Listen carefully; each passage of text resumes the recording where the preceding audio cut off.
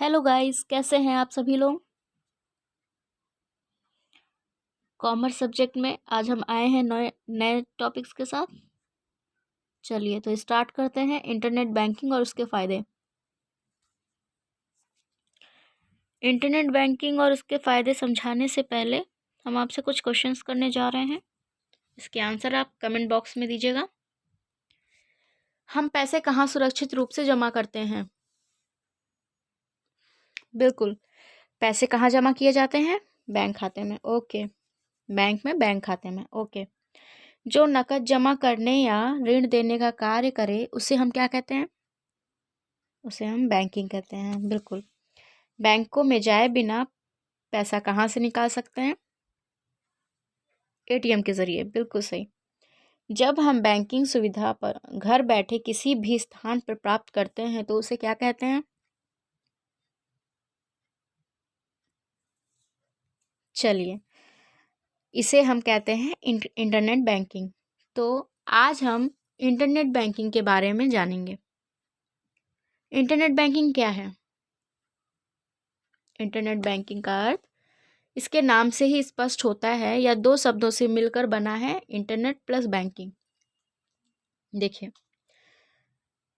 Internet banking का मतलब है अपने बैंक अकाउंट को ऑनलाइन एक्सेस करना होता, ठीक है, और उसमें दी गई सर्विस का ऑनलाइन उपयोग करना।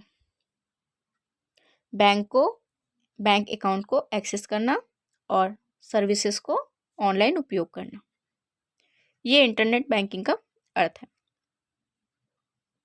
देखिए, एक यूज़र को इंटरनेट के माध्यम से वित्तीय लेन देन करने की सुविधा देना, इंटरनेट के ज़रिए घर बैठे या चलते फिरते कहीं से भी बैंकिंग करना मुमकिन हो गया है। बैंक की ब्रांच में जाना ज़रूरी नहीं है। देखिए, अब इंटरनेट बैंकिंग के ज़रिए कितना काम को सुलभ कर दिया गया है कि आप घर बैठे किसी भी तरह का लेन देन कर सकते हैं, किसी भी तरह का ट्रांजैक्शन कर सकते हैं। देखिए, इनको और किस किस नाम से जाता है? वेब बैंकिंग के नाम से जाना जाता है, ई बैंकिंग के नाम से जाना जाता है इंटरनेट बैंकिंग को, ठीक है। देखिए, इनके फ़ायदे क्या क्या हैं? बैलेंस चेक करने के लिए, देखिए हमारे अकाउंट में कितना बैलेंस है, कितना नहीं, कहाँ कहाँ ट्रांजैक्शन हुआ है, ये सारी डिटेल्स जो है हम घर बैठे जान सकते हैं। हम अपने बैलेंस चेक कर सकते हैं जिससे कि हमें हमारे अकाउंट में कितना पैसा है इसके बारे में जानकारी प्राप्त हो सके। ट्रांजैक्शन और स्टेटमेंट चेक करने के लिए, ट्रांजैक्शन मीन्स ये कहाँ कहाँ पैसा आया है, कहाँ पैसा गया है, कितने आए कितने गए, इसका स्टेटमेंट हम चेक कर सकते हैं। ये सारे काम हम घर बैठे कर सकते हैं इंटरनेट बैंकिंग के ज़रिए, जैसा कि आप देख पा रहे होंगे इसमें।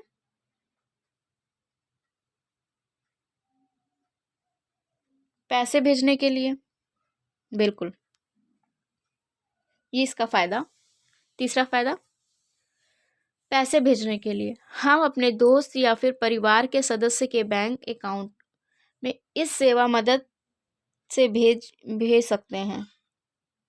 इस सेवा मदद in the sense internet banking के ज़रिए हम पैसे भेज सकते हैं, पैसे मंगवा सकते हैं, किसी भी तरह का ट्रांजैक्शन हम कर सकते हैं, ठीक है। सिक्योर मैसेज सेंड करना, रिसीव करना, इंटरनेट बैंकिंग के ज़रिए हम अपने मैसेज को सिक्योर कर सकते हैं, सेंड भी सिक्योर कर सकते हैं और इसे रिसीव भी सिक्योर कर सकते हैं, ठीक है। बिल चुकाने में, किसी भी तरह का बिल हो, ये देखिए, हम सभी ये अच्छे से जानते हैं कि किसी भी प्रकार का बिल हो उसे समय पर चुकाना कितना ज़रूरी होता है। इसके लिए हम बिल पेमेंट करने के संस्थान में हमें मतलब ब्रांच ना जाना पड़े या फिर जहाँ बिल पे करना है वहाँ हमें ना जाना पड़े। ये सारी सुविधाएं हम घर बैठ के इंटरनेट बैंकिंग के ज़रिए ले सकते हैं कि हम इन सभी बिल का भुगतान घर बैठे कर सकें। तो इसके ज़रिए हम क्या कर सकते हैं, बिल चुकाने का भी काम कर सकते हैं, जो कि कितना किफ़ायती हो गया है हमारे लिए। देखिए, हम लोग को घर बैठ के कितना सुविधा मिल गई है कि हमारा टाइम कितना सेव होता है, हमें भाग दौड़ से बचाता है, सब काम घर बैठे कितना आराम से हम लोग कर सकते हैं, है ना। डायरेक्ट डेबिट और स्टैंडिंग ऑर्डर्स लेना, डायरेक्ट डेबिट और स्टैंडिंग ऑर्डर्स यानी कि रेगुलर पेमेंट करने में ये काफ़ी मदद करता है और एक निश्चित तिथि में पैसे अपने आप डेबिट हो जाते हैं। फ्री सेवाएं, लगभग सभी बैंकों द्वारा इस सेवा को फ्री में इस्तेमाल करने के लिए दिया जाता है। ठीक है, तो ये एक टॉपिक था इंटरनेट बैंकिंग का। तो ये लास्ट में कुछ क्वेश्चंस दिए गए हैं, इसको आपको करना है।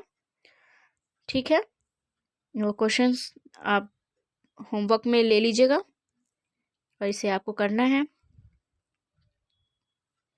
चलिए, ये हमारा टॉपिक यहीं पे ख़त्म होता है। मिलते हैं नेक्स्ट टॉपिक के साथ नेक्स्ट क्लास में। Okay, bye bye.